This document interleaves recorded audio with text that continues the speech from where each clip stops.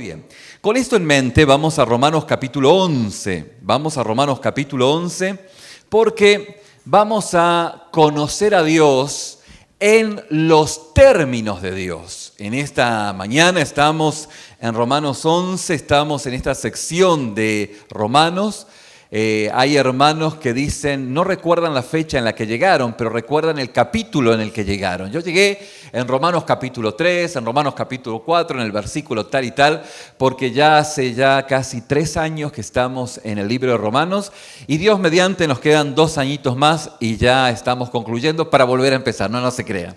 Vamos a empezar otro libro de la Biblia.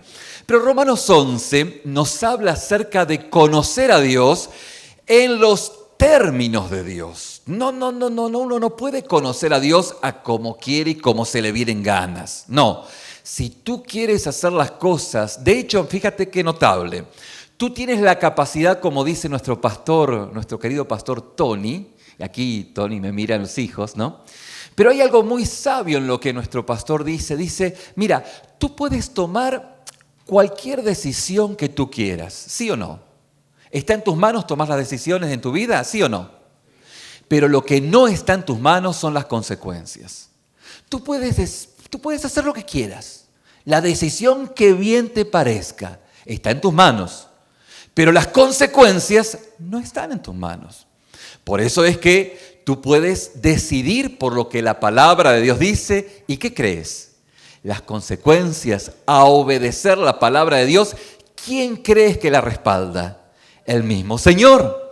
O sea que lógicamente es muy importante tomar decisiones acertadas y estas decisiones en base al temor del Señor, sabiendo que las consecuencias de dichas decisiones están en sus manos. Por eso, mi estimado, mi estimada, mi querido, mi querida, es tan trascendente conocer a Dios, pero en los términos que Dios ha establecido, no a modo de cómo yo creo que es Dios. Y Romanos capítulo 11 es el reflejo de cómo usted puede conocer a Dios a través de los términos y condiciones que Dios ha determinado. Vamos entonces a Romanos capítulo 11, el verso 1, porque dice el apóstol Pablo, digo pues, ¿ha desechado Dios a su pueblo? Y la respuesta contundente es, en ninguna manera, porque también yo soy israelita de la descendencia de Abraham, de la tribu de Benjamín. No ha desechado Dios a su pueblo, al cual desde antes conoció. ¿O no sabéis que dice de Elías la Escritura, cómo invoca a Dios contra Israel diciendo, haciendo memoria de un pasaje en el Antiguo Testamento, dice, Señor, tú a tus profetas han dado muerte y tus altares han derribado y solo yo he quedado y procuran matarme. Yo soy el único que he quedado, Señor. Y el Señor le dice, pero ¿qué le dice la divina respuesta? O el Señor, ¿qué le dice? No te apantalles que no eres el único. Me he reservado 7,000 hombres que no han doblado las rodillas delante de Baal. Si tú crees que eres el único, no eres el único. Tú eres importante, pero no eres imprescindible. No eres la Coca-Cola del desierto. Tú eres parte de un todo que yo tengo y que es importante que entiendas. Tu vida no pasa por ti, sino pasa por el rompecabezas que Dios ha establecido y mejor que lo entiendas de primera instancia, porque si no te vas a creer la mentira de ser tú y tus deseos y siendo tú el campeón de los campeones y el mejor de los mejores y aquí suena tu chicharrón y todo el cuento que hace que seas un ególatra, un egoísta, una persona ambiciosa, centrándote en ti misma y obviamente que esto no lleva a buen término. Pero palabras más, palabras menos, el Señor dice, no eres el único. Me he reservado 7,000 hombres que no han doblado la rodilla delante de Baal. Así también, aún en este tiempo he quedado un remanente escogido por gracia. Esto es lo que la palabra de Dios nos afirma en estos primeros 5 versículos. Por eso, mi querido hermano, si usted quiere conocer a Dios profunda y personalmente, ¿cuántos de ustedes quieren conocer a Dios profunda y personalmente? Si ustedes quieren conocer a Dios profunda y personalmente, debe entenderlo, diga conmigo entenderlo en sus propios términos. No pasa por una discusión intelectual el poder encontrarse con Dios. Por eso decíamos esta semana que Dios no trata con nuestro intelecto. ¿Y a qué estamos refiriendo nuestro intelecto? Está refiriendo a nuestra argumentación en favor o en contra de Dios. Por esto decíamos esta semana que no es buena idea discutir con un perverso sexualmente o quien fuese sobre los beneficios que tiene el Evangelio, porque el Evangelio no obra o no habla o no llega en el intelecto.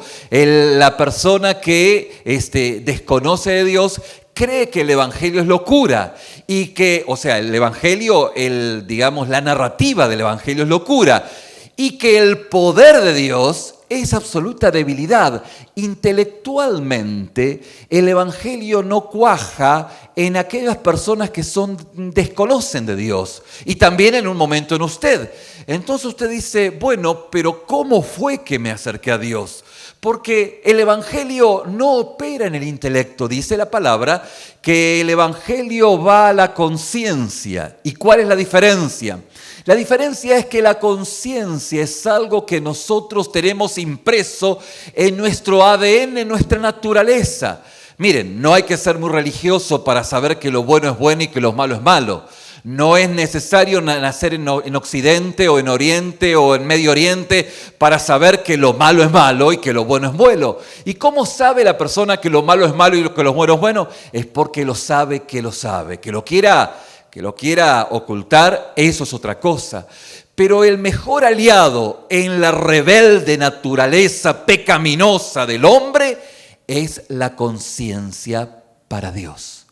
Dentro de ese ámbito de absoluta rebeldía que es el hombre, dentro de ese hombre hay un aliado de Dios que es su conciencia.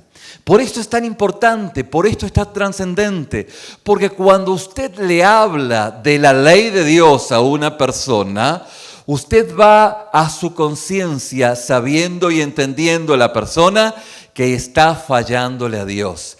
Decíamos esta semana que la mejor manera de poder hablar con una persona acerca del Evangelio es hacerle mostrar su instancia pecaminosa, es mostrándole lo que la ley de Dios dice. Y palabras más, palabras menos, en algunos ejemplos decíamos o preguntábamos a aquel que era inconverso, le decíamos si alguna vez ha mentido, a lo cual la persona luego reconoce que es mentirosa, que ha mentido y que no puede tener 5 mentiras para ser mentiroso, sino que en la primera mentira reconoce que es mentiroso.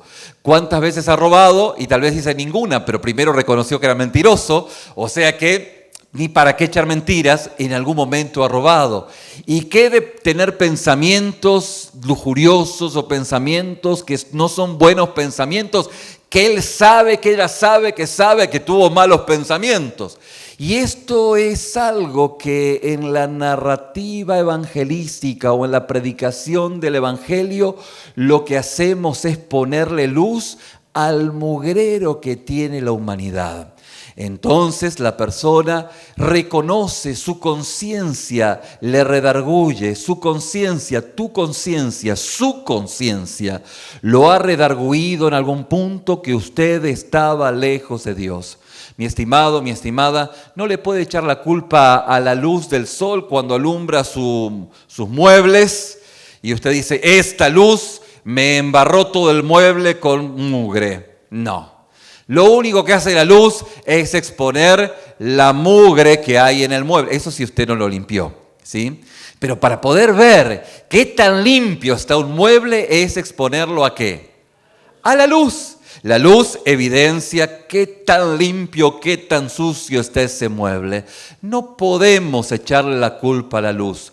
El Evangelio de Juan, capítulo 3, versículo 18, dice: los que no creen ya han sido condenados. O sea que usted no lo está condenando. Usted le está mostrando que delante de Dios el hombre y la mujer está totalmente enlodada, totalmente mugrosa. Y así fue como ocurrió en algún momento con usted y conmigo, en que aunque haya ido, como en mi caso, de muy pequeño, de hecho yo nací en una comunidad cristiana, pues me di cuenta en un momento por la luz del Evangelio de que mi mueble, que mi vida estaba totalmente sucia y que para Dios no hay pecado grande ni chico, sino que todos los pecados para Dios son iguales. Y usted dice: ¿y cómo se dio cuenta? Me di cuenta por la luz del Evangelio, a través de la ley, que Dios me dice en su palabra que yo estoy violentando, y cuando empiezo a ver esa ley infinita y bendita de Dios, me evidencia mi condición. Obviamente que solo evidenciar mi condición no es característica de bondad o de una transformación, sino que es la mejor manera, la mejor medida en poder encontrar rápidamente el remedio que viene de parte de Dios. Que esto es lo significativo. Tenemos no vamos a delatar a nadie, pero en esta mañana tenemos algún médico, y la mejor manera en la que un médico pueda que su paciente se tome la medicina, ¿cuál es? Bueno, la mejor manera es gastar el 90% explicándole la enfermedad que tiene. Y su enfermedad es así, así, así, así, así. Gasta el 90, 95, 98% explicándole la gravedad de la enfermedad. ¿Qué hace con el resto del 2%? Le dice: oh, mira, tengo esta medicina. ¿Qué cree que hace el paciente? No espera el momento para agarrarla y ser religiosamente puntual en tomar la medicina. ¿Por qué? Porque el médico le explicó con lujos de detalles la gravedad de la enfermedad. Lo mismo ocurre en lo espiritual. Es el Espíritu Santo quien nos va redarguyendo. Es el Espíritu Santo quien va tratando nuestra vida. Es el Espíritu Santo quien toma aquella ley, y usted como ministro de reconciliación lo único que expone es la ley de Dios.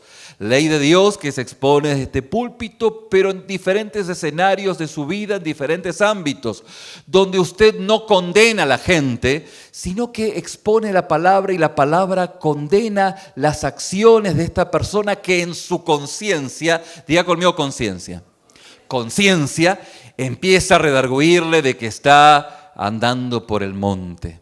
Ni para qué echarle mentiras, ni para qué. Y esto no se trata de que le fallé a mamá, le fallé a papá, y qué bueno que no me vieron en todo lo que fallé, porque solo estoy pidiendo perdón por lo que me vieron. No, no se trata de eso. Eso es justamente una relación de corte horizontal. El otro día me equivoqué con lo horizontal y lo vertical, ¿no? Con lo horizontal. Pero lo que hace la ley de Dios es evidenciar mi problema con Dios, que este es un tema vertical. Y es ahí donde el Espíritu Santo empieza a trabajar en mi vida. Porque mi querido, mi querida, mi estimado, mi estimada, al final del día, el Evangelio no es para que usted tenga un viaje más cómodo, más chido en la vida, sino que el Evangelio es aquel remedio de parte de Dios que le da la solución para que usted no se vaya al infierno, para que usted no viva en la condenación. Y si usted vive en el infierno, en la actualidad, quiero decirle que esta es la antesala del infierno, porque para algunos puede decir: no, mi infierno ya vive ahora. Esto es el preámbulo, la antesala de lo que va a ser el infierno eterno. Así que si usted no quiere vivir el infierno que está viviendo actualmente, y aunque las apariencias engañan, porque usted se mira bien, pero a Dios no lo puede engañar, usted sabe que está viviendo un infierno, y ese infierno es la antesala de lo que es genuinamente ese infierno preparado para aquellos quienes justamente no aceptan la gracia de Dios. Y este es el mensaje del Evangelio. No es poder vivir una vida más cómoda, que todos los días sean viernes. ¿Me van siguiendo? porque recién me estoy introduciendo en el mensaje. ¿Sí? ¿Se acuerdan lo que les hablé esta semana? El problema es que a usted en algún punto tal vez le hayan dicho que el Evangelio es para que usted viva una vida más chida, ¿sí? ¿Se acuerdan el ejemplo del avión? Por si no se acuerdan, hoy se los voy a recordar. Resulta ser de que dos personas suben a un avión. ¿Me va siguiendo? ¿Tiene imaginación para esto? Yo sé que esta hora, todavía no hay tanta hambre, pero no se preocupe. No más de las 3 de la tarde voy a... No se crean. Imagínense que dos personas entran en un avión, ¿no? Se sientan una contigua a la otra y resulta de que a las dos se le da un paracaídas. ¿Qué se le da? Un paracaídas, ¿bien? Entonces a la primera se le dice, mira, ponte este paracaídas porque este paracaídas garantiza y asegura que tu viaje va a ser más chido, tu viaje va a ser precioso, muy suave. Así va a ser tu viaje con ese paracaídas. Esas personas son las personas que le han dicho que el Evangelio es la mejor maravilla que te puede pasar. Con el Evangelio vas a andar bendecido, prosperado y en victoria, ¿sí? Con el Evangelio vas a tener gozo y paz. Y si bien el Evangelio te da gozo y paz, es totalmente deshonesto. Diga conmigo deshonesto. Deshonesto, utilizar como cebo, ¿sabe lo que es el cebo? ¿Sabe lo que es la carnada? Utilizar como carnada o como cebo, diciéndole, va a ser bendecido, vas a tener paz y gozo. Sí, tenés paz y gozo, pero no es para usarlo como cebo. ¿Me explico? No es para usarlo como cebo. No es mostrar la medicina antes de mostrar la complejidad de la enfermedad. Para ponerlo desde una perspectiva.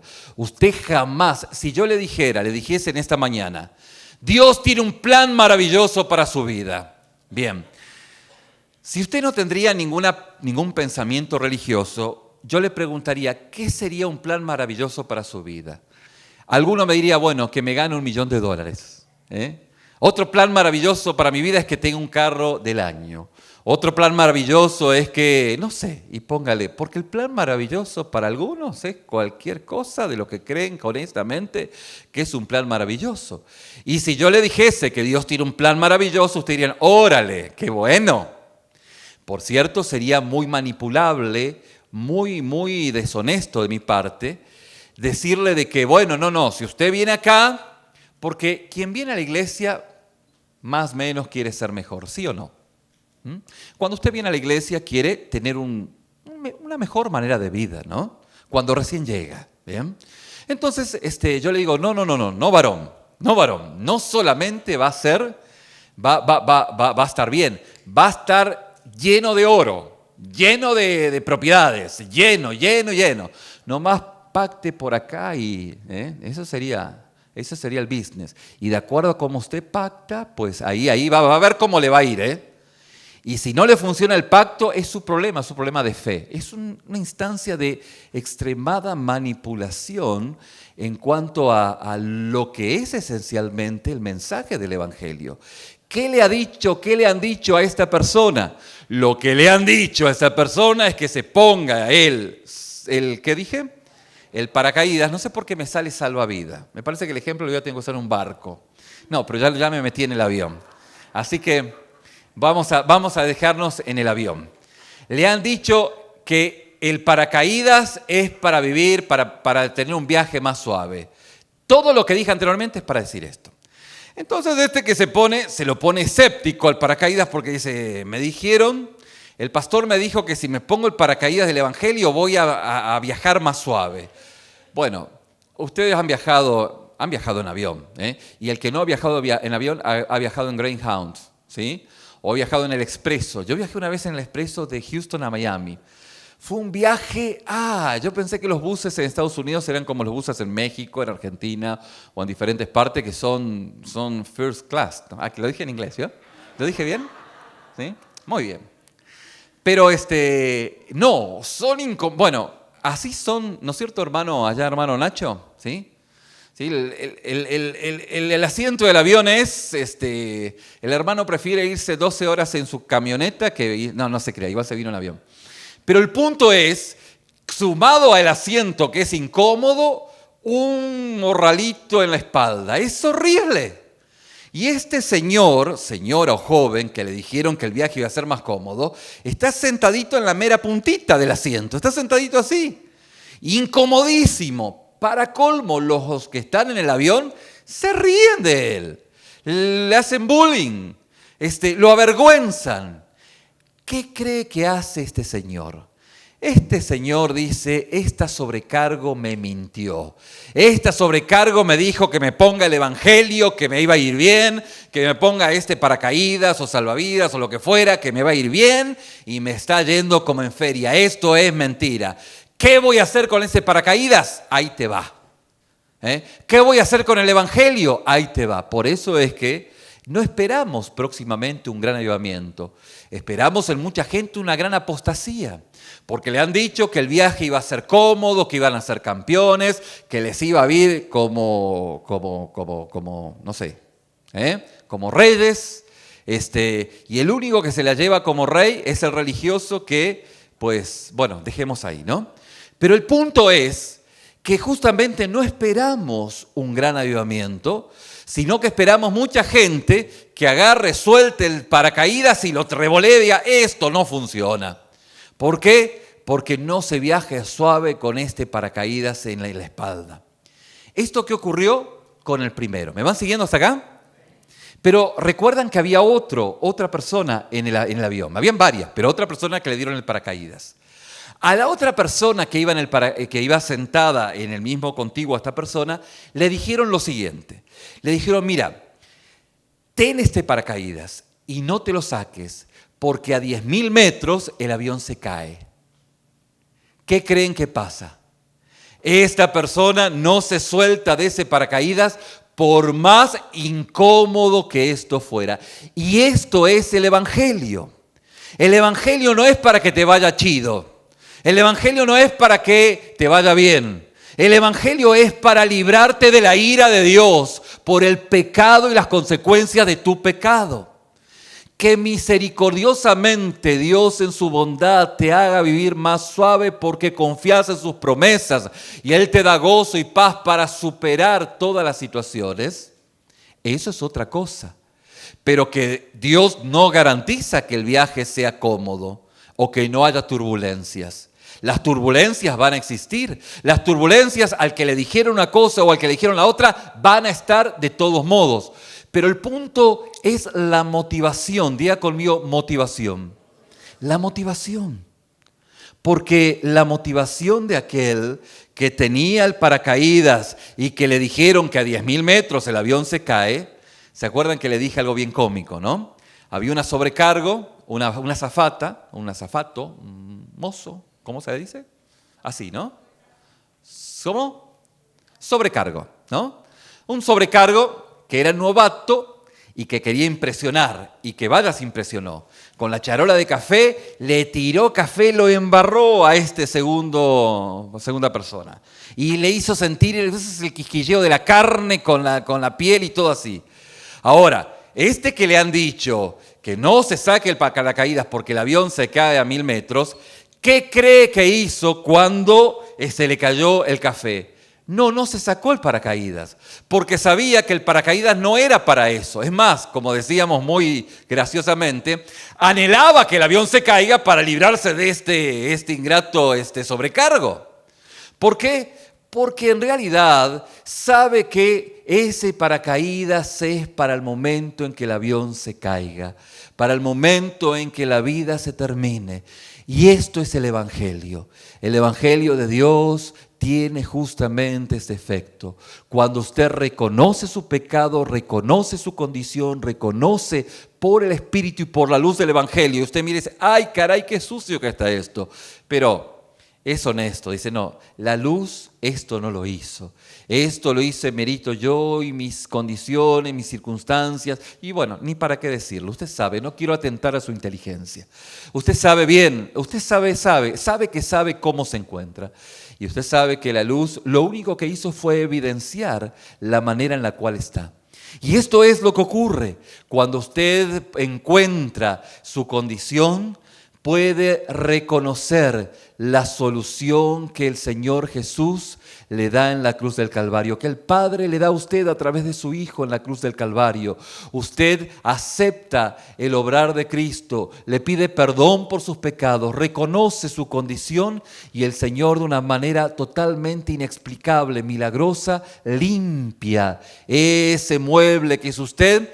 Y créame, mi querido, al momento de presentarse en la presencia de Dios, cuando el Señor abra su récord, va a decir limpio, limpio, está totalmente limpio. ¿Y cómo usted sabe que está limpio? Porque cuando el Señor lo perdona, cuando Dios lo perdona a usted, de una manera milagrosa, usted sabe lo que fue, yo sé lo que fui, no hace falta que nadie me lo diga.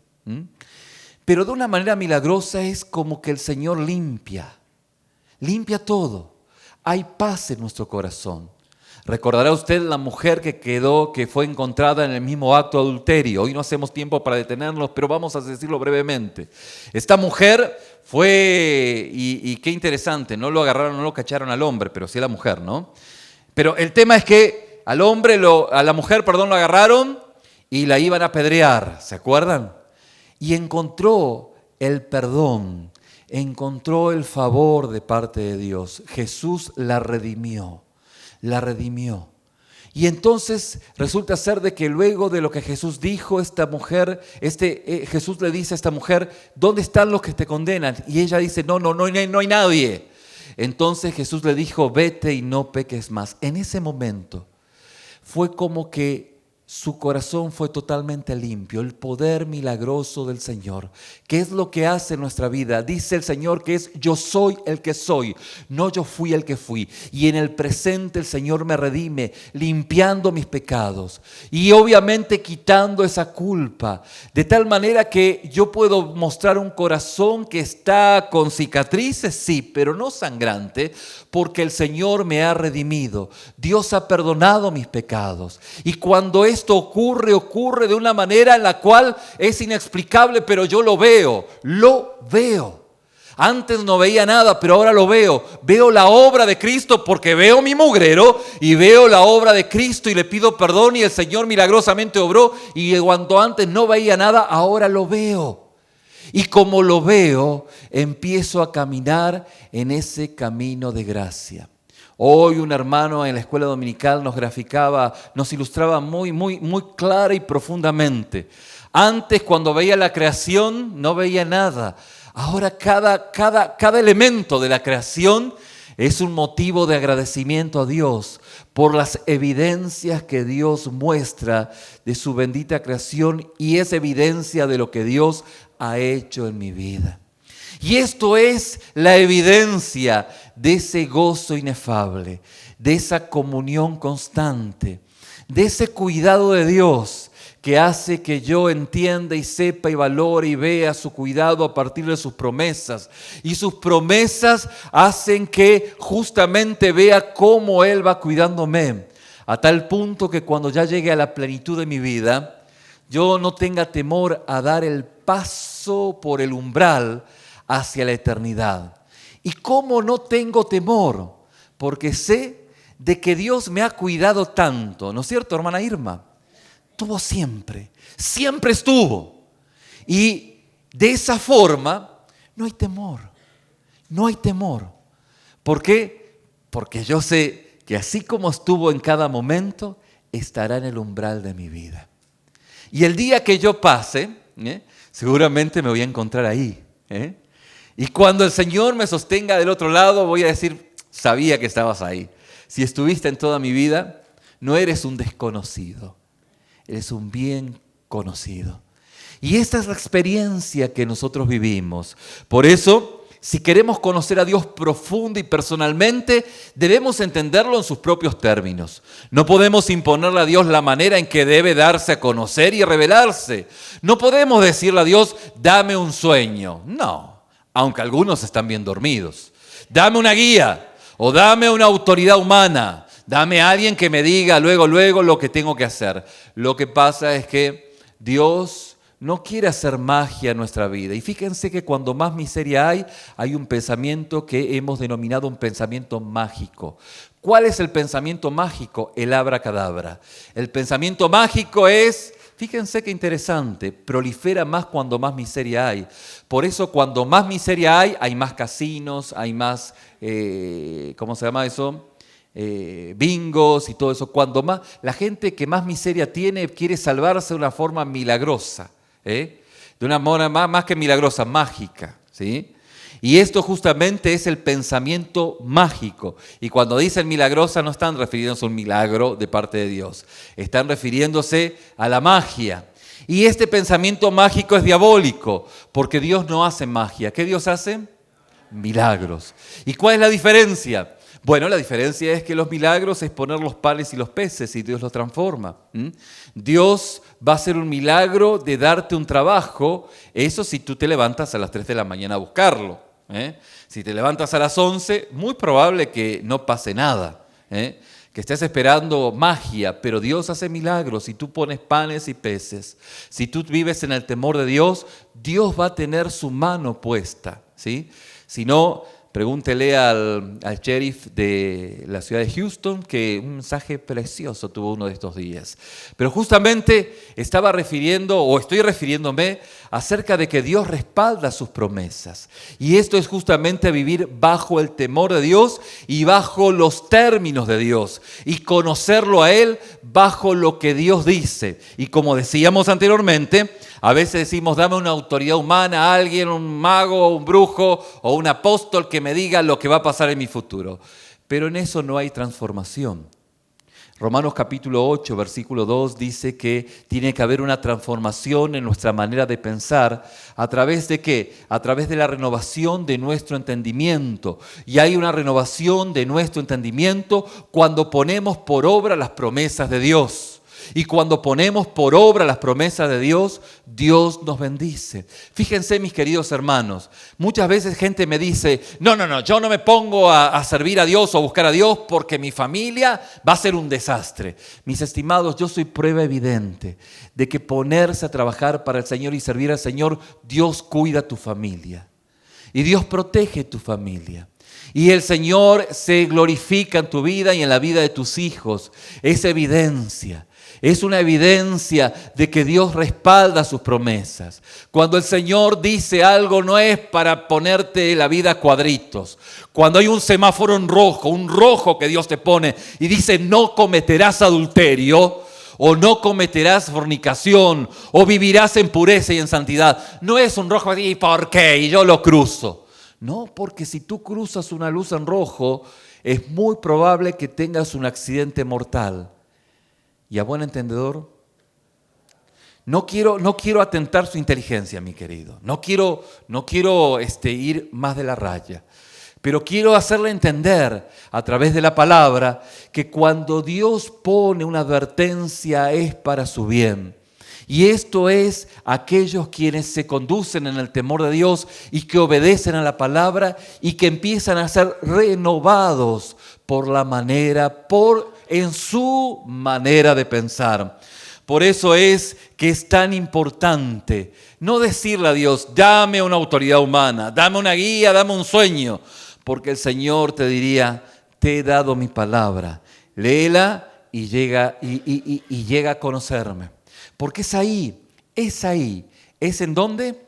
En su palabra, donde su palabra nos va evidenciando y nos va revelando a un Dios todopoderoso. No me digan cómo debo darme a conocer, dirá el Señor. Le dirá el Señor o te dirá el Señor, vayan a la palabra, vayan a mi palabra y allí me conocerán. Pero aun cuando vamos a la Biblia para conocer a Dios, tenemos que tomar su revelación en sus propios términos. Todo es en los términos de Dios, no en mis criterios. No es que yo voy a leer la Biblia y lo voy a interpretar en mis términos. No. Son en los términos de Dios. Y fíjense que la historia de la palabra está revelada en una historia desde la creación. ¿Desde dónde? Desde la creación. pasando por Abraham, luego por Isaac, por Jacob, por la esclavitud de Israel en Egipto, por el éxodo, la entrega de la ley, la peregrinación por el desierto, la tierra prometida, los jueces y la monarquía, Saúl, David, Salomón, el reino de Judá y el reino de Israel, el exilio de Babilonia, el regreso a la tierra natal, el silencio entre los 400 años intertestamentarios, que es donde estuvo toda la familia de los macabeos y todo eso. No hay problema si usted no se lo recuerda, pero eso es parte de la historia. La venida del Mesías, Cristo, el Señor, haciendo su obra prodigiosa y milagrosa, la crucifixión, resurrección y ascenso, el derramamiento del Espíritu, y todo esto está enmarcado en la palabra de Dios, sumado al libro de los Hechos, en donde se relata la historia de los primeros cristianos. ¿Y por qué digo esto? Porque en la historia de la palabra de Dios está comprimida mi vida y su vida.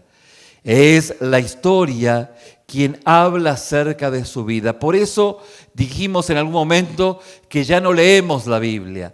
Es la Biblia quien nos lee a nosotros. Y en esa lectura empezamos a ver la manera en la cual Dios se empieza a revelar. Cómo Dios se da a conocer. ¿Se acuerdan que en algún momento hablamos de Abraham? Este salvaje beduino que Dios lo llamó de Ur de los Caldeos. ¿Se acuerdan? Si no se acuerdan, se los recuerdo. Entonces, fue en ese momento donde Abraham, tal vez, y esto sin temor a violentar el texto bíblico, se levantó una mañana y dijo, órale. No era mexicano, ¿no? Era de los caldeos. Ur, de los caldeos. Esa es la ciudad, Ur. Entonces, dijo, aquí hay evidencias de la existencia de Dios. ¿Se acuerdan que en algún momento dije, es como Dios suelta pájaros? Me gustó la ilustración de un teólogo contemporáneo. Dios suelta pájaros. Porque usted puede decir, ¿puede que solo Abraham le haya hablado? La respuesta es no. No. Pero en Abraham, ese pájaro de la fe anidó. Anidó. Y empezó a hacer nido. Y empezó Dios a revelarse. Y le dice, mira, mijo, sal de ahí, de tu tierra y de tu parentela, porque ahí no la haces. No la haces. Son un desastre, no la hacen. Así que vete a la tierra que yo te mostraré. Entonces, ¿qué hizo Abraham? ¿Qué hizo? Obedeció y empezó a caminar, y fue cuando Dios empezó a revelarse, tal como ha ocurrido en su vida, ¿sí o no? Pues tal vez no usted se levantó, porque después hay hay diferentes historias en la palabra, donde nos van relatando y nos van mostrando nuestras vidas. Y más adelante, mucho más adelante, lo encontramos a Moisés, ¿se acuerdan? Estamos caminando a pasos bien altos, bien largos en la Escritura, ¿no? Pero usted lo encuentra a Moisés, y Moisés con el pueblo de Dios, camino a la tierra prometida, y el mar se abre en dos. ¿Se acuerda? ¿Sí? ¿Se acuerda? ¿Estamos hasta acá? Ya vamos a orar por los alimentos, no se preocupen, no. Y entonces se abre el mar, y ahí pasa el pueblo. Y usted dice, ¿y para qué es esa historia? Bueno, es que a veces cuando llegamos al Señor, llegamos corridos por los egipcios. Y usted dice, a mí no me corrió ningún egipcio. Bueno, no fue un egipcio, pero fue las deudas, fue algún problema, fue su suegro, no se crean. Pero fue algo que ocurrió, que lo corrieron y usted hoy está acá. Por algún dolor, alguna crisis. Dios se valió de cualquier situación para que usted esté acá. Y de una manera prodigiosa, de una manera providencial, que es la palabra que estaba buscando en mi mente, de una manera providencial, Dios lo ha traído. ¿Por qué? Porque usted en el orfanato de este mundo, Dios lo ha visto y ha dicho, este huérfano, ¿sí? Y usted como huérfano fue adoptado. ¿Cómo la ve? Qué bueno, ¿no? Qué buena imagen. Porque fuimos huérfanos, ¿sí o no? Y si usted no se consideró huérfano, tal vez usted no es un hijo, ¿sí? Pero Eso es la experiencia de haber entendido y haber reconocido nuestros pecados. Claro es que la imagen de orfandad se queda corta, pero para poder explicar, para poder hacernos entender lo agradecido que estamos a Dios, lo agradecido de que Él pagó nuestra deuda porque debíamos de estar en el bote o en el orfanatorio de este mundo. Y de esta forma nos hemos acercado a Dios por su gracia y misericordia. Y si usted hoy está en orfandad, aunque usted dice, yo tengo papá y mamá, sí, pero no es de eso me refiero. Usted está en orfandad. Hoy el Señor quiere ser su padre. Hoy el Señor quiere adoptarlo. Porque no quiere que ninguno perezca, sino que todos procedan al arrepentimiento. Pero mientras esté en orfandad, pues está mirándolo de afuera. Pero hoy Dios le da la oportunidad de poder ser su padre. Aquel padre que ha de conducirlo, guiarlo. Y usted, bajo ese patrón o paradigmas nuevos, que son ese orden de ideas, de conceptos, usted va encontrando una nueva manera de vivir. No por lo que le enseñaron, sino por lo que la palabra de Dios, la revelación de Dios le va guiando y el Espíritu Santo, el poder de vida, le da la fuerza para poder seguir viviendo. Por eso, cuando nos acercamos al Señor, nos acercamos bajo sus propias condiciones. Y cuando nosotros le decimos, Señor, dame una guía sistemática de cómo vivir, el Señor te dice, Señor, te he de mostrar mi gloria. Te he de mostrar mi gloria. Y mostrándote mi gloria implica que tú seas obediente. ¿Que seas qué? A mis promesas. Porque de esa manera reconoces tu convalecencia, tu fragilidad, tu inutilidad. No eres campeón de nada. Eres un gran inútil. De hecho, dice el Señor, esto me gusta lo que el pastor Chuy Olivares hace muchos años dijo, y todavía se sigue perpetuando. Dice, ¿cuántos han hecho lo que debían hacer? Y nadie levantó la mano. Bueno, el Señor dice que cuando hagas todo lo que debías hacer, tenías que decir, buen siervo inútil. O sea que somos aprendices de inútiles, y eso cala. Somos aprendices de inútiles. Todavía no llegamos a hacer todo lo que debíamos hacer, o sea que no llegamos ni a inútiles. ¿Somos aprendices de qué? Pero eso habla de nuestra convalecencia. Eso pega para poder reconocer nuestra fragilidad. Y esto nos ubica en una honestidad fulminante. Y esto hace que podamos depender de Dios y podamos ver su gloria. ¿Se acuerdan? El Señor se glorifica de tal manera que Él se lleva toda la gloria y nos deja el gozo de que Él lo hizo. Nos deja el gozo de saber que confiamos en la provisión y el cuidado de Dios. Y nos deja el gozo de que lo que vemos es algo que Dios por su pura gracia y misericordia está haciendo y seguirá haciendo. ¿Por qué? Porque confiamos en sus promesas, ¿sí? Ahora, es confiar en sus promesas, no arrancar de su misericordia. ¿Cómo es esto, pastor? Bueno, esto fue lo que me ocurrió en algún momento en el cual hablé con dos jovencitos. Y esos jovencitos, uno era cristiano y el otro no era cristiano, ¿no? Entonces, al cristiano, no voy a decir si es él o la, porque no interesa a esta altura, ¿no? No es mi intención avergonzar a nadie. Pero él o la, yo le dije, mira, tú no puedes estar de novio o novia con este niño porque la Biblia dice que no debes estar en yugo desigual. Entonces, ¿qué creen que me dijo esta niña o este niño? Me dice, pastor, en la iglesia hay muchos. ¿Qué hay? Muchos. Que él o ella eran cristianas y que lo convirtieron al otro. Entonces yo le dije, mi hijo, mira, o mi hija, mira. El punto es que así como hay muchos en la congregación, también hay muchísimos que ya no están en la congregación. Pero el punto es que los que están en la congregación, ellos no sabían estas verdades. Y si las sabían, se hicieron bien los que no sabían. Y Dios tuvo misericordia. ¿Qué tuvo? Misericordia. Pero mi hijo, mi hija, tú no puedes arrancar de la misericordia. Porque lo más probable es que tú no tengas misericordia, tú tengas juicio, porque tú sabías lo que sabías a lo que te exponías. Y ahora estás buscando la misericordia, pero desde la rebeldía. Es como un hijo que dice, yo voy a hacer las cosas, total, mi papá me perdona. Sí, te perdona, pero previamente te va a dar una linda, un lindo, tengo una apuntadora, muy bien, gracias. Un muy lindo sintonizado, es maravilloso tener así, sí. Un lindo sintonizado, ¿sí? Te va a sintonizar, qué bueno, me gusta, lo voy a apropiar. Te va a sintonizar y puede que haya consecuencias irreversibles e irreparables. Entonces, ni para qué, ¿no es cierto? Ni para qué ser desobediente. Pero mi mamá y mi papá lo hicieron. Bueno, pero ellos te cuentan. Y muchas cosas que hoy viven en sus vidas es consecuencia de haber hecho mal las cosas en su pasado, ¿sí o no?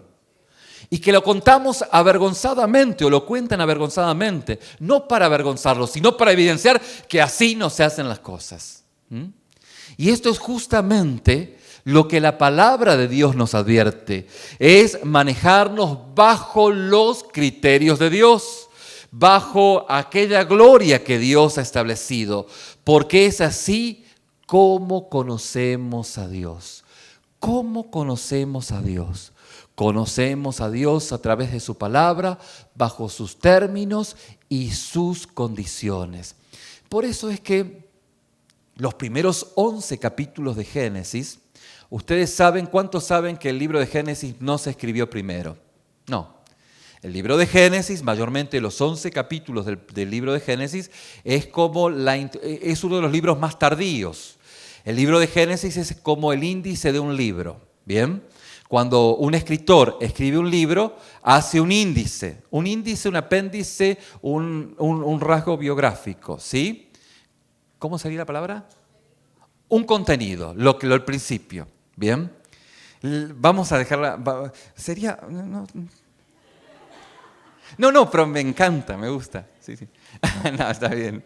Así que, pero es el contenido. Entonces, los primeros 11 capítulos de Génesis me muestran justamente en un lenguaje, se llama ético-sapiencial, no importa el lenguaje, pero me muestran justamente en Salmos cómo va a ser todo el contenido de la Biblia, ¿bien? Entonces los primeros 11 capítulos de la Biblia me muestran el contenido. De hecho, podemos decir que la historia bíblica comienza en el capítulo 11. Y ahí nos va relatando. Entonces, el libro, el capítulo 1 de Génesis, pues, es un salmo donde nos habla y enfatiza el reposo de Dios, el descanso de Dios. Y fíjense cómo desde el Génesis mismo, nos habla desde el lugar al que Dios quiere llevar las almas, a usted y a mí, es a su descanso, a su reposo. Porque todo lo que Dios hace, y vio Dios que era ¿cómo? Y vio Dios que era bueno. Porque todo lo que hace Dios es bueno. Y usted dice, ¿y la creación fue tal como lo dice la Biblia? Bueno, sí, en el lenguaje que lo dice la Biblia. Otra vez vamos a un médico. Cuando un médico le dice a un paciente la enfermedad, se la dice en un lenguaje que el paciente lo entienda, ¿sí o no? ¿Sí o no? Ahora, no es lo mismo ese médico que le diga a un laboratorista lo que es la enfermedad. A la mamá le va a decir, mira, tu hijo, bla, bla, bla, bla. Pero al laboratorista le va a explicar clínicamente cuál es el problema de la enfermedad. Bueno, lo mismo ocurre en la creación. El Señor no está explicando clínicamente cómo hizo su creación. Él poéticamente está explicando cómo fue la creación. O sea que no hay conflicto entre la ciencia que trata de explicar bajo digamos, digamos, las premisas de la creación, de aquel creador que es nuestro Señor, pero no hay conflicto entre la ciencia y la Biblia, porque la Biblia, el lenguaje que usa la Biblia es un lenguaje poético y como dijimos, la poesía puede expresar cosas o profundidades más profundas que la misma prosa. La Biblia puede, o la narrativa literal, que es la prosa, ¿no? No vamos a hacer una clase de lingüística, pero tenemos que explicar esto. Y podemos entender que en la creación misma, Dios está explicando que el hombre, la mujer, el joven y el niño necesita encontrar aquel reposo que viene de parte de Dios, porque todo lo que Dios hace, ¿cómo es? Es bueno. Y es así como Dios en su palabra empieza a mostrarnos lo que su palabra empieza a revelarnos, un Dios que amorosamente quiere acercarse a nuestras vidas. En este contexto, la palabra de Dios, Romanos capítulo 11, se centra y estos versículos nos muestran de que así como Dios obró en Israel, así Él ha de obrar en cada uno de nosotros. En cada una de las naciones, así como Dios obró en Israel, así Dios va a obrar en cada uno de nosotros. Por razón de tiempo, no alcanzamos a mirar, pero no se preocupe, el domingo que viene vamos a continuar. El versículo 30 y 31 de Romanos capítulo 11 nos muestra cómo es la manera en la cual Dios empieza a trabajar con su pueblo. En primera instancia nos dice que Dios ama a su pueblo y que los gentiles, o sea, todos nosotros, hemos sido un grupo de gente totalmente desobediente a Dios. Hubo un periodo largo. ¿Cómo es el periodo? Largo en la historia, en la cual, pues, todos los gentiles, o sea, todos nosotros fuimos rebeldes a Dios, mientras Dios centraba su obra redentora en Israel. Dios se ocupaba de su pueblo. Es que en la actualidad podemos verlo con mucha claridad, porque si vemos Romanos 11 dentro del contexto de la historia, vemos cómo Dios atendió a su pueblo Israel, cómo nos atiende a nosotros, Él cuida de nosotros. Luego ocurrió una desobediencia, una gran desobediencia decisiva en Israel, a medida que rechazaba al Mesías, y como dice Romanos 9, capítulo 9, versos 32 y 33, caían ante la piedra de tropiezo. Y fíjense qué notable, porque esto se aplica en el mundo, pero esto se aplica también entre aquellos que se pierden dentro de la comunión de los santos, aquellos que se rebelan ante Dios, aquellos que habiendo conocido a Dios, pues le importa un cacahuate el Señor y que empiezan cada vez a ver el redil de más lejos. Es esa rebeldía, es esa desobediencia decisiva. Pero esa desobediencia el apóstol Pablo lo va mostrando desde una perspectiva muy saludable y desde aquel que genuinamente es un hijo de Dios. Porque luego esa desobediencia conduce a la misericordia del pueblo gentil. ¿Qué es lo que ocurre? Bueno, seamos todos nosotros en algún momento que éramos totalmente rebeldes a Dios, Dios por su gracia y misericordia nos atrajo. Y esa atracción hizo que hoy seamos su pueblo.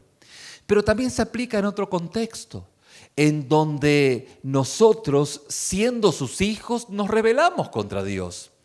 Pues Dios, en su misericordia, porque seas y vivas dentro de un garage, y tal vez seas un carro, seas un cristiano, pero no porque seas un cristiano y seas inmaduro, Dios te vaya a usar, sino que Dios en su misericordia, aquellos quienes Dios quiere usar y aquellos quienes son obedientes, Dios los usa. Y no es que seas hijo o nieto o pariente de para que Dios te use, porque no hay una curia dentro de la comunión de los santos. Dios tiene hijos, no tiene consentidos. Y todo hijo obediente, Dios lo usa. Pero la palabra dice que la desobediencia del pueblo de Dios condujo a misericordia para los gentiles, y a medida que el evangelio se iba esparciendo entre las naciones, como vemos en el versículo 31, esa etapa es justamente una secuencia de aquel plan divino para nuevamente atraer a sus hijos. Ellos son Israel. Y luego vemos que Israel recibe misericordia, pero también los gentiles reciben misericordia. Y aquí vemos un Padre amoroso que no se limita solo a aquellos quienes son sus hijos de muy pequeña edad, llegaron a conocerle a Él, sino que Él extiende su tienda a todo aquel que abra su corazón. Y todos estamos en la misma línea de partida. La pregunta es, ¿por qué algunos van más adelante y otros van más atrás? La respuesta es sencilla, porque algunos son más obedientes y otros son más rebeldes. Al final del día, todos son hijos de Dios, aquellos quienes han recibido a Cristo como su único y suficiente Salvador. Pero algunos son más obedientes y otros dan vueltas aburridas en el desierto hasta quién sabe dónde. ¿Se acuerdan que el apóstol Pablo, y ya así para terminar, el apóstol Pablo cuando llegó a la iglesia en Corinto, él tenía un problema en el capítulo 1, porque él dijo, bueno, el punto es así, ustedes dicen que han recibido a Cristo, ¿sí o no? ¿Sí? Todos dicen que han recibido a Cristo. Bueno, a la verdad, no sé. O sea, entiendo que los espirituales son los maduros. Entiendo que los naturales son los que no conocen de Dios. Pero ustedes, ¿en dónde los pongo? Entonces el apóstol Pablo dice, bueno, ustedes no son naturales, no son espirituales. Me guardo el beneficio de la duda.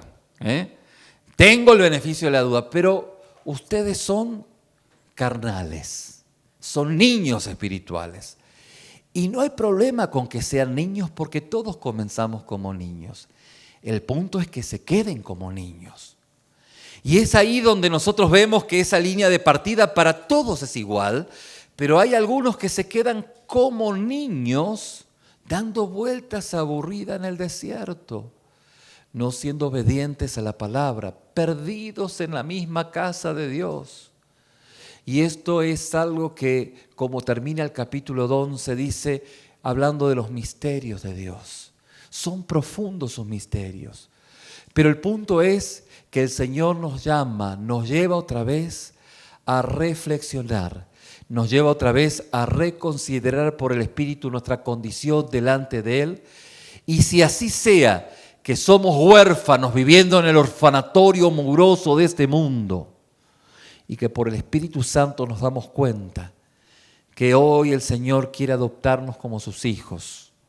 O bien somos hijos en la casa del Padre, pero totalmente perdidos. Nos perdimos en la casa del Padre. Hoy es el día para ser adoptados o para ser encaminados por la gracia de Dios. Casi un cliché, como decimos domingo a domingo. Mi estimado, el agua y el aceite no se mezclan. Dios no respalda una vida que vive en pecado.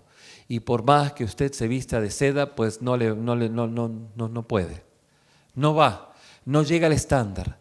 Por más que usted venga a la iglesia y que ponga su mejor cara, si usted vive en pecado, pues necesita, para encontrar la misericordia de Jesús, pasar por la ley de Moisés. No llega a Jesús si previamente no pasa por Moisés. No pasa por la ley de Dios, que da convicción de su pecado y hace que su vida rectifique. Fíjense, ya ahora el fin del fin. Decíamos esa semana, en la experiencia de Natán y David. David la había regado, se había equivocado, y Natán tuvo la responsabilidad de poder llevarle la palabra de Dios. Natán le dijo a David, le mostró su pecado. Si Natán hubiera dicho, mira David, todos pecamos y todos, al final todos. Pero Dios tiene un plan maravilloso para tu vida y te tienes que arrepentir de tus pecados. David hubiera dicho, ¿de qué pecado? ¿Qué pecado? ¿Habrá algún pecado que me tenga que arrepentir? Si Natán no hubiera expuesto el pecado de David, le quitaba a David la única herramienta que tiene Dios, que es mostrar su ira hacia el pecado para que David pudiese arrepentirse. Si usted no ve la ira de Dios por su pecado, usted se quita la bendición de poder llegar a Dios con un corazón contrito y humillado. Y cuando usted justamente llega con ese corazón contrito y humillado, el Señor le da ese paracaídas y le da la motivación correcta. Le dice, no te lo quites porque a 10.000 metros este avión se cae. Y usted sabe que se cae. Y usted, aún con las vicisitudes de la vida, usted anhela que se caiga para estar en la presencia de Dios. Pero usted sabe que quien controla el avión es el Señor. El último día de su vida lo controla el Señor, no usted. Pero usted sabe que ese paracaídas, salvavidas o como usted quiera llamarlo, que es la salvación, no es para que el viaje sea más chido. No es que para el viaje sea más suave. No es que para el viaje sea más placentero. Que puede ser placentero porque Dios en sus promesas lo sostiene, claro que sí. Y que todas las cosas, aunque no son buenas, lo ayuda para bien, claro que sí. Pero no le promete que va a haber o que no va a haber turbulencias. Sí la va a haber. Pero estamos escondidos con Cristo en Dios. Amén. Yo le invito a que incline su rostro, vamos a orar. Y vamos a pedirle a nuestro Señor que en la historia de lo que estamos introduciéndonos en Romanos, en este acercamiento a este maravilloso capítulo, el Señor nos haya hablado en la manera y en la medida en la cual debemos reorientar nuestros pasos, reconsiderar nuestra vida, en poder entender que debemos conocer a Dios en sus términos y en sus condiciones, en que debemos saber de que Dios determina cómo debemos caminar y que tenemos que entender que nuestro acercamiento a Dios es la evidencia de nuestra comunión con Él. Pero esto nos demanda vivir en santidad, en los estándares de Dios. Por esto es que si usted sabe que es un hijo, una hija de Dios, que su culpa fue llevada, que ha nacido de nuevo, no por un nacimiento natural o alguna conexión étnica, sino por el Espíritu Santo que cambió su corazón y despertó su fe. Y usted no es un enemigo de Dios, sino que usted es un amigo de Dios.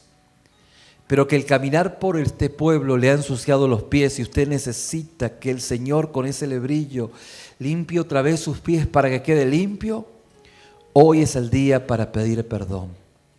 Te pido perdón por mis pecados, Señor. Te pido que me perdones. Padre, recibo tu perdón. Entiendo, me cayó el 20, ahora lo entiendo, Señor. Esto no se trata de que no me cacharon.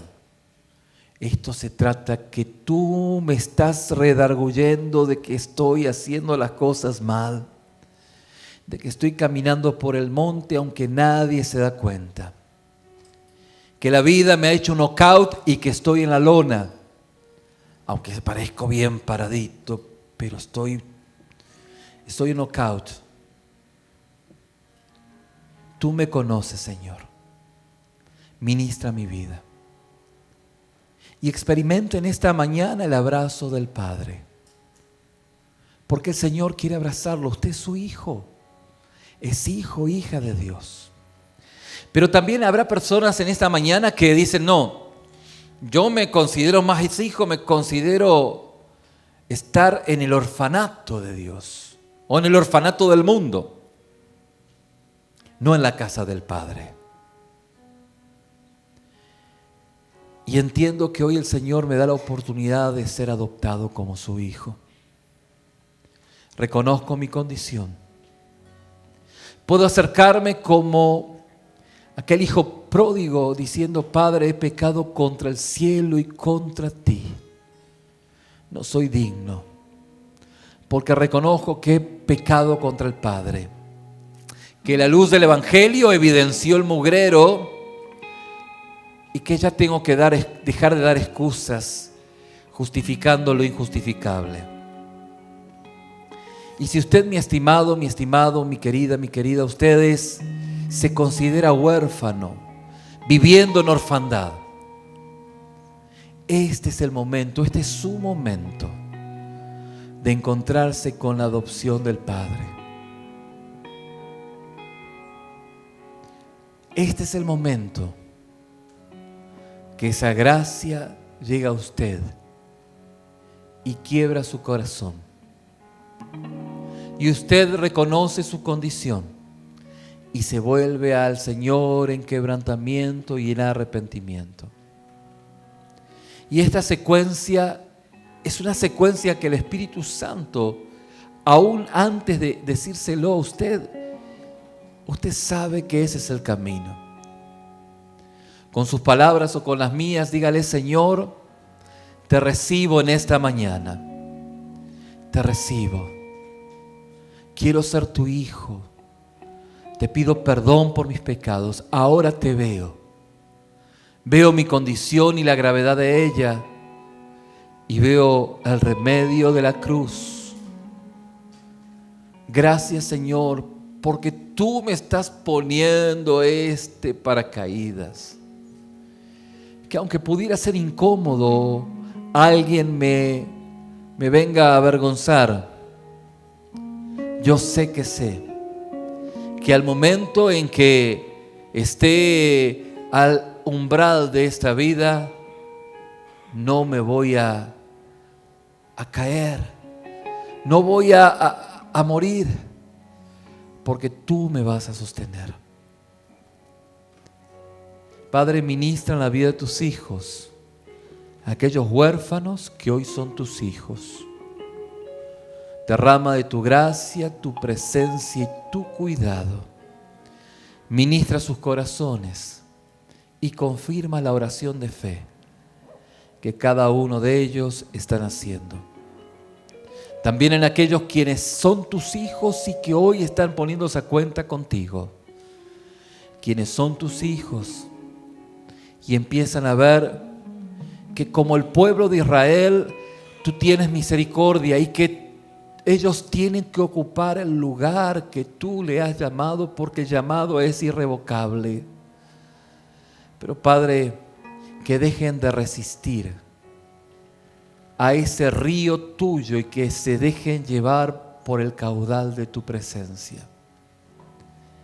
Ministra en la docilidad y en la gracia una unción fresca sobre cada uno de ellos. En el nombre de Jesús. Amén, Señor.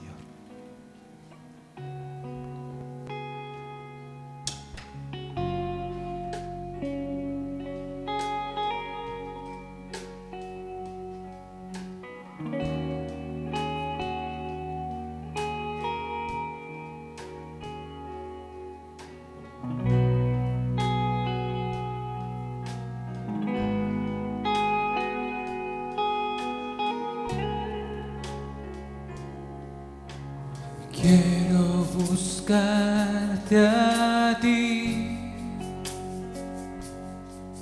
con todo mi corazón, según tu ordenanza y no en mi razonamiento. Quiero buscarte a ti con todo mi corazón,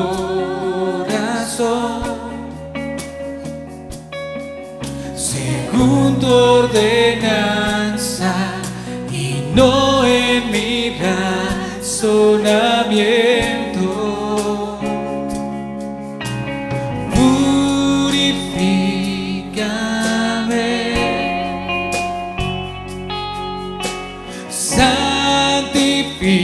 Santifícame, cambia mis odres viejos, derrama de tu vino nuevo, purifícame, santifícame, derriba mis argumentos que se levantan contra tu voluntad. Quiero buscarte a ti, quiero buscarte a ti. Con todo mi corazón, según tu ordenanza y no en mi razonamiento. Quiero buscarte a ti, quiero buscarte a ti. Con todo mi corazón, según tu ordenanza y no en mi razonamiento. Purifícame, purifícame, santifícame, cambia mis odres viejos, derrama de tu vino nuevo, purifícame, Señor, purifícame, santifícame, derriba mis argumentos, se levantan contra tu voluntad.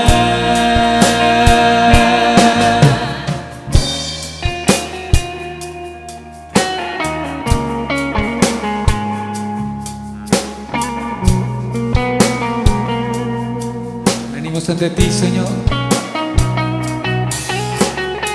para decirte: purifícame.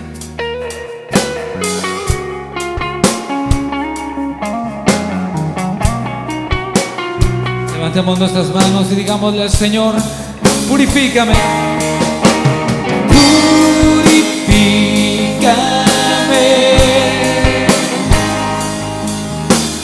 santifícame, cambia mis odres viejos, derrama de tu vino nuevo, purifícame, santifícame,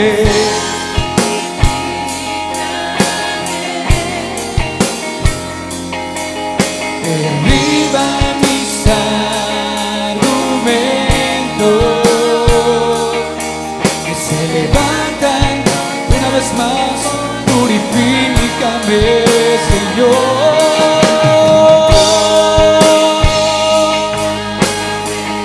santifícame, cambia mis odres viejos, cambia mis odres viejos, derrama de tu vino nuevo,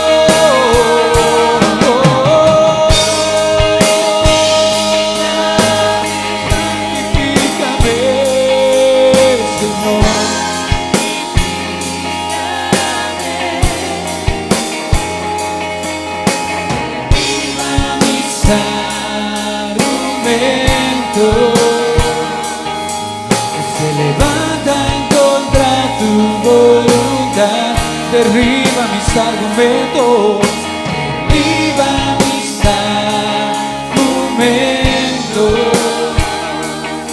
que se levantan contra tu voluntad. Derriba mis argumentos, que se levantan contra tu voluntad.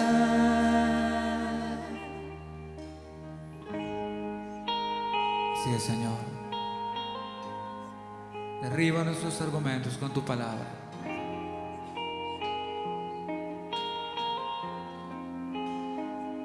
Aquí estamos, Padre,